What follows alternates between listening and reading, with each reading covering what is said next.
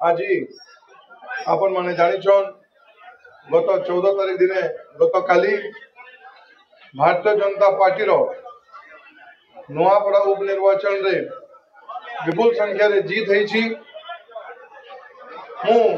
से जीत रो श्रेय नुआपड़ा अंचल बासी जीत रो श्रेय देवी।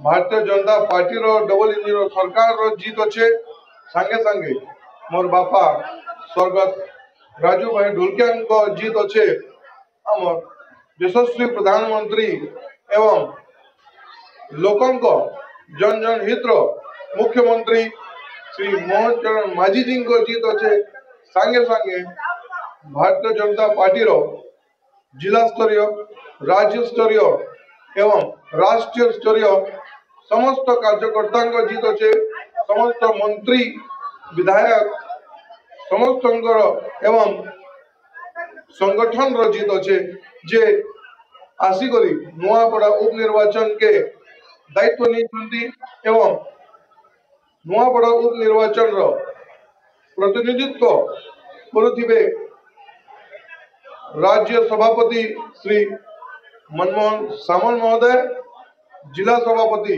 श्री कमलेश दीक्षित महोदय एवं समस्त कार्यकर्ता एवं नुआपड़ा अंचल प्रत्येक भोटर्स रो एवं नुआपड़ा रो विकास रो जीत है।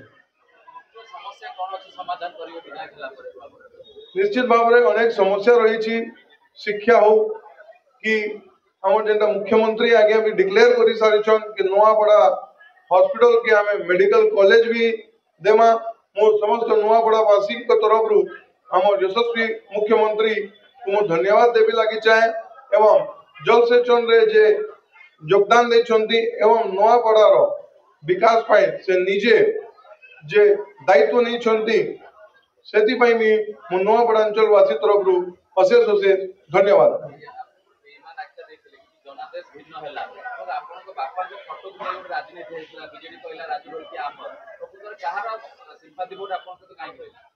देखो आज्ञा जे अन्य दल माने मते एवं हमर परिवार के कही बेईमान तांको मु किछि भी जवाब देवे लगी चाहेनी।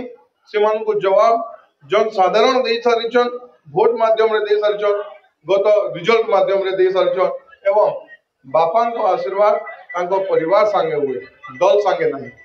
धन्यवाद।